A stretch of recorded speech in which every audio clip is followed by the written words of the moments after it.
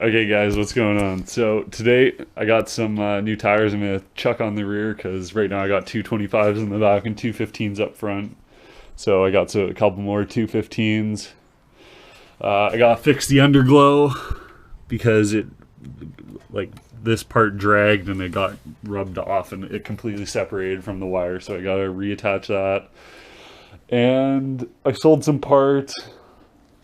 I sold the old springs and pretty much everything else that I had sitting there. And we're also going to retune it because I keep getting this code for, well, it's saying that the gas cap is loose, but I know it's not. And people were saying sometimes you need a reflash, so we're going to reflash it with the Rocket Rally tune. And okay.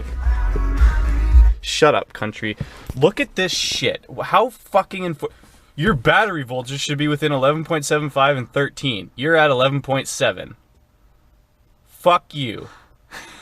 What? So we can't do it because it's not enough battery power. Good thing I just brought the battery charger out. Ugh.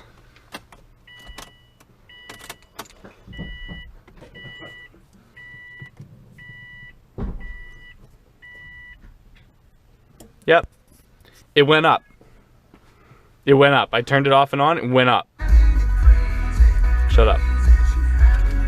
Okay. Fuck you. Fuck you. Fuck. Do it. Do it. Fuck. Okay.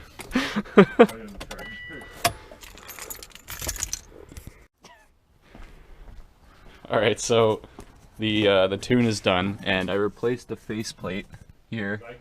Sean told me that he couldn't do it. He tried prying the bottom like down there off and he actually like marked it up.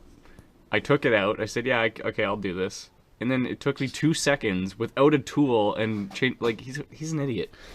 So that's done. We have been working. I've been working on the underglow. The wiring is all fixed, so it does work again now. Don't look at that. Yeah, just hide that. It's good. Just hide that. But it still has the problem where it hangs down. So I just need to drill a couple holes into the bottom, hold it up somehow, and then secure it. And he's still debating if he wants to let me bake these and take this orange crap out because amber lights look like crap. So maybe that will be the next thing we do, or one of the next things we do. We also, like he said earlier, we need to go take the tires to the shop and get them mounted, and then I think that's everything. Yeah, I think so. Yeah. Rear wheels off. Everything else is done pretty much, so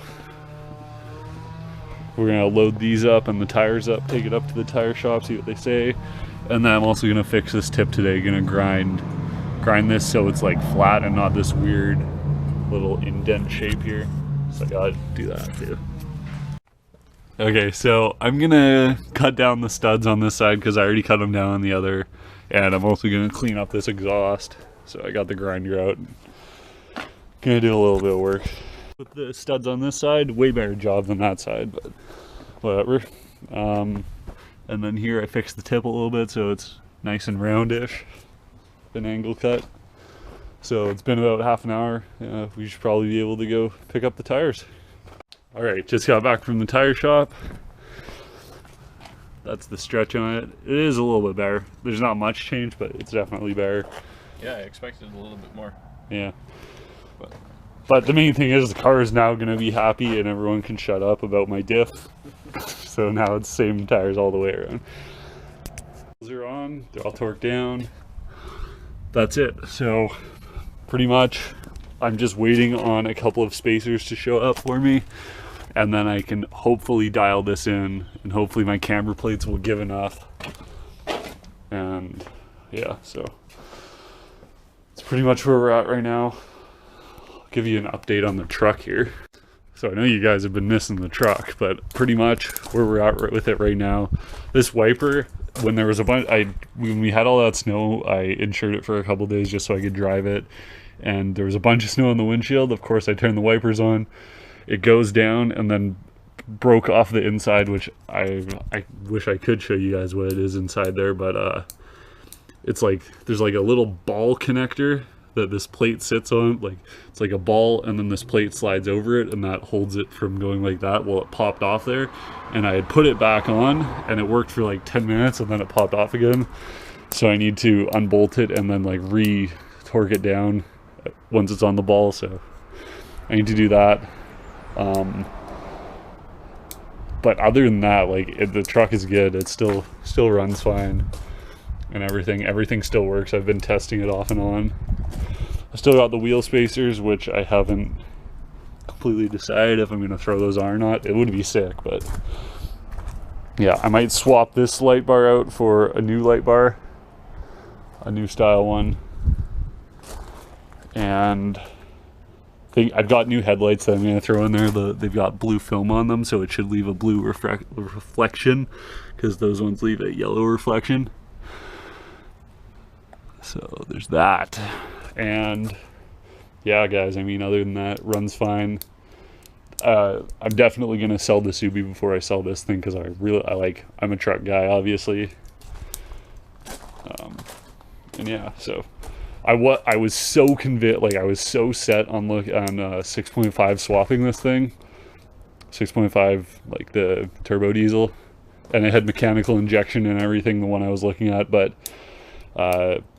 and like it would work with the tranny I have in it now, which is the 4L60E, which is, yes, it's kind of not as heavy. It should be a 4L80E, but the 60E would work. Obviously I wouldn't be going for power. I just like smoke, and you guys know that though. But yeah, so I opted out of doing that, mainly because I just found out that they were runaway motors, so that's kind of why I stopped thinking about that. I still might put like a 350 in it or something just to give it more power, but yeah, so that's what's going on with the truck. Alright guys, so I've just been digging into the truck a bit. As you can see, I've got this all taken out, and yeah, I got the headliner out. It's pretty wet up front, like I don't know if you guys can see that area up there, but it's like damp there. But this is going to be the problem, is that where we drilled the holes in for the light bar is where it's leaking, definitely. Like that's no secret, but it's dual walled, like the roof.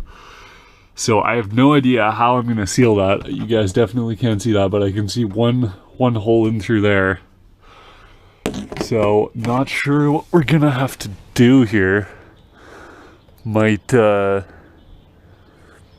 mean, I guess I could just silicone all around this. Like just silicone all around the light bar. I guess that could probably fix the problem. That would be definitely messy, but that's one option I got. I'll show you guys the headliner in a second here, but yeah, it hasn't started molding up anywhere else. But as you can see, these holes were there previously from the two studs, those two studs in the middle there. I guess when they had the roof visor on, at some point when previous owner did that. So there's that. And yeah, I mean, I wouldn't say that it's leaking in through here, because those have been there a long time, and they've been siliconed around. Like those have all been siliconed around them, so I don't think those will leak, but I think it's just leaking where the light bar is. So, that being said, I might get some new trim all the way around the back. I'll show you guys that stuff now. Yeah, so here's the headliner. It's pretty damp to the touch, like it's starting to peel there. It's not in horrible shape, it's just like kind of down there where it's all wet. It's got all the trim taken out. There's a chicken. What the f...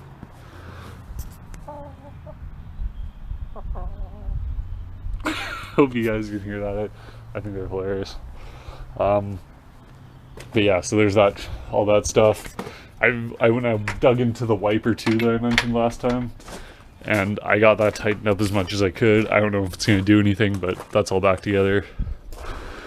So yeah, it's just figuring out what I want to do with this. If I'm going to get a new headliner, which I would really not want to do, like I'd rather just get another used one. if I can find a good color. And probably just silicone that. Like, just looking at that looks like it might be the easiest way.